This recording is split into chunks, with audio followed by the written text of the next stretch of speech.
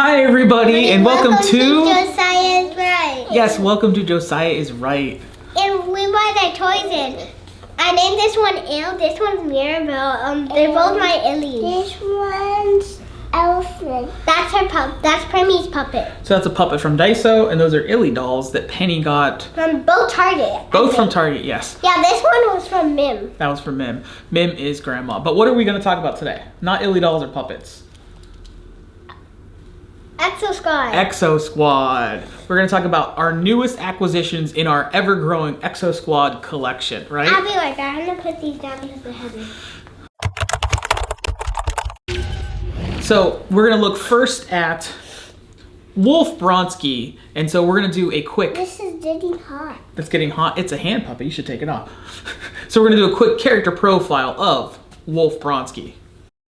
ExoSquad character profile, Wolf Bronski. There's plenty about ExoSquad in terms of aesthetics, characterization, and thematically that connects to X-Men the Animated Series. But perhaps nothing speaks more to that connection than Wolf Bronski.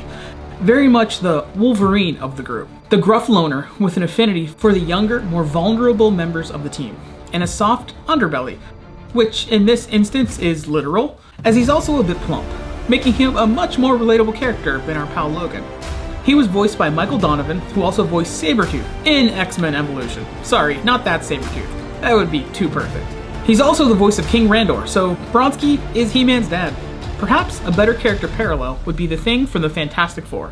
Big and just as gruff as Wolverine, juxtaposed with the Human Torch's impetuousness and youth. Johnny, in this instance, being Kaz Takagi. Bronski is the ground assault officer, and his E-frame is probably the most locked and loaded, and maybe the most 90s, which makes me wonder if the Bronski surname was inspired by a certain Death Wish actor, and the toy I wanted the most that I didn't have until now as an adult. In another subtle hint at romance, he eventually developed something slightly beyond friendship with Eve Hanley of the Chicago Resistance. Fine. So first, this is Wolf Bronski. So what do you think of Wolf Bronski's E-frame, Penny? Do you like it? So this is one of our newer ones. He has a lot of guns. Yeah, he has a lot of guns, and that's kind of Wolf's thing. He's sort of like the gruff character of the team that shows you he also has a heart and soul. That's kind of what Wolf's thing is. But the E-frame is, this is like the one. That's my favorite. That's your favorite? We'll talk about that one in a second. So this one is the one that was highest on the list of ones I wanted as a kid that I never got. Next would be Kaz Takagi. He's like the next one up there. It was kind of a toss-up as a kid that those were the ones I really wanted. I love the character of Wolf, but I just love, this is the most like sort of 90s of the E-frames with big missiles and cannons, but I love the grappling hook here. You can see it still works. Wow, the missiles it still works. Shoot. Oh, I'll go get that. Shoot. I'll go get that. Shoot. Hey, hey. Hey, you make one. Shoot. Which is awesome. Those just shot under. We'll collect them later. We'll move. We have a Elsa and Anna like frozen Power Wheel Jeep. That's for my birthday. That was for Penny's birthday after we moved into this house, and they shot under it, which is halfway across the garage here. Ouch. So it's cool that these features all work. So the toys I'm showing you are all from Kelly's Toy Stop. I believe this might have been a birthday gift or a Father's Day gift. I don't remember what I got this one for. Don't sit on my dress. I'm sorry for sitting on your dress. But that is Wolf Bronski. She gathered the missiles back up. But you can see they all, the features work, everything, it's in great condition. It seems to have, as far as I know, everything. Whenever I had Kevin from the ExoSquad archive, he talked about how there's like the Italian version or like that has like, these are all the green features. So I definitely prefer what you see here where you have the different color features. Oh, you're putting your toy down for me? So that is the Wolf Bronski E-frame. So this is Colleen O'Reilly. Can you tell people who it is? Say her name. Colleen O'Reilly? O'Reilly. O'Reilly? O'Reilly. Colleen O'Reilly. So this is Colleen O'Reilly, so these toys, both of which are from where? Where'd we get them? Kelly's Toy Stop. Kelly's Toy Stop, which is an old world village in Huntington Beach, which is just a few miles from our house. We shopped there before we moved here, but it's super cool to be super close to them and to get to hang out at Old World Village and get some fun German foods and things like that. She is a girl. So she is a girl, so we can take off her helmet. You can see she has a ponytail. So as I was talking with Serge at at Kelly's toy shop about these toys, that one thing that was great about it, he was saying how, like, you know, some of the jump troops when he was a kid, that, you know, you could basically get 2 of the jump troops for the price of 1 E-frame. So it's kind of like you're getting multiple characters, which is the case. That's why I have Vince and Avery, the leader, Avery Butler. Like, I have those 2 figures because I could buy those 2 guys for $20, whatever it was, whereas 1 E-frame was $20, and I'm sure it was less than that at the time. I don't know the prices.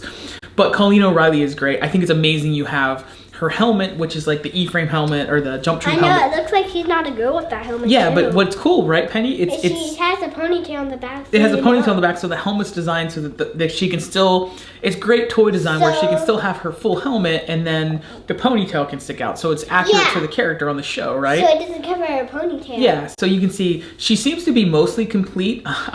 Serge, as always, gave me a really good deal. We bought this and a Mickey Mouse snow globe, which is not with us in the garage, but we'll cut to a shot of that. Yeah, we will. It's mommy. She chose that. Yeah. And it's cool. It's really cool. It winds up and it has music. And if we wind it up, the camera might not be able to hear it. Yeah. We'll try it though. And so, but Colleen here, she's definitely missing missiles on her legs. And that piece now keeps falling off, but you want to get that one off? I was telling Serge, I said it wouldn't be right for me to have a complete jump troop because I feel like by obligation. We have a bunch of ExoSquads already. Yeah, there's a shelf of ExoSquad that I'll cut to some panel shots of so you can see all of that's in the collection right now. But Colleen here, like my other ones, you know, so many pieces are lost in the woods by my parents' house, right? By my mom and pap's house. I used to play in the woods with my toys, and how I'd shoot the missiles in the garage, if I shot them in the woods, what would happen maybe? You would lose them because the grass is not always cut because people don't go in the woods. No, exactly, and there's leaves and all kinds of stuff and bushes and stuff, as you know.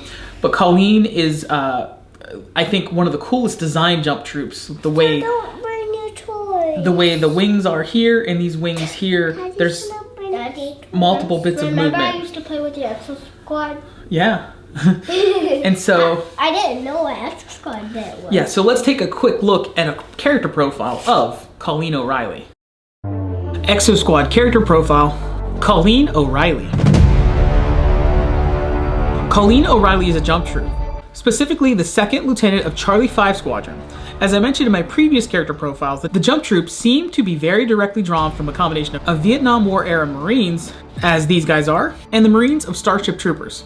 Not those guys, the ones in the book. She was voiced by Kathleen Barr, who has countless voice credits, but as the father of 2 daughters, the only ones that matter are her numerous times voicing My Little Pony. Colleen O'Reilly is a breath of fresh air in the depiction of redheads, subverting the cliche of the fiery Irish redhead, as she was an easygoing, likable character. However, her soft demeanor hid a hardened interior, as her life became defined by war, a war that started the day of her graduation from EXO Fleet Academy. A war that seemed as if it would never end, and for her, it never truly would, like so many soldiers of the Vietnam War and so many other wars. This connection to war came to define her, as it was all she knew in her adult life. It created a conflict in what was likely the show's most explicit romance, that of Colleen and Able Squad leader JT Marsh. Marsh fought to end war, seeking a peace that could only come on the other side of that war. O'Reilly seemed to believe that there could be no peace after war, and life after war would be one of eternal readiness and vigilance. So that was a character profile of Colleen, and again, this is a great action figure adding to the collection. There's a Colleen in my class too. Oh cool, there's a Colleen in Penny's school. So, any thoughts on this toy? It's kind of weird that she has these extra parts on her feet. Right? Yeah, that's part of what the jump troop that makes them be able to like sort of like spring and rocket. They can't like fly like the ExoSquad vehicles, but they can kind of like go over big, like jump over areas and stuff. They can fly like a little bit. But this one leg definitely doesn't want to stay on. That's the one problem. It seems like just a little bit too loose. So, and I'm curious now, I see there's a little spot here. I think these attach into that. So these like this sort of, all this piping, you know, these tubes and things, like I don't know where everything would go. So I got to figure out like where does this attach versus this. Like I'm assuming these go up into these things and then these go down. That's one of the things that with these little figures, they look great when they're all assembled, but the playability with these little pieces, it's hard. That's one thing that was challenging with the jump troops as a kid. I loved them, but the little pieces were so easy to fall off and lose, and the missiles are even smaller when they have missiles. She's in great condition. Her right leg's a little bit loose, and that piece always falls off. But other than that, everything's great. I know. She seems mostly complete, and as I said, at least complete enough for me. Thank you so much for watching. Anything final thoughts to say? No. That's it. Bye, everybody.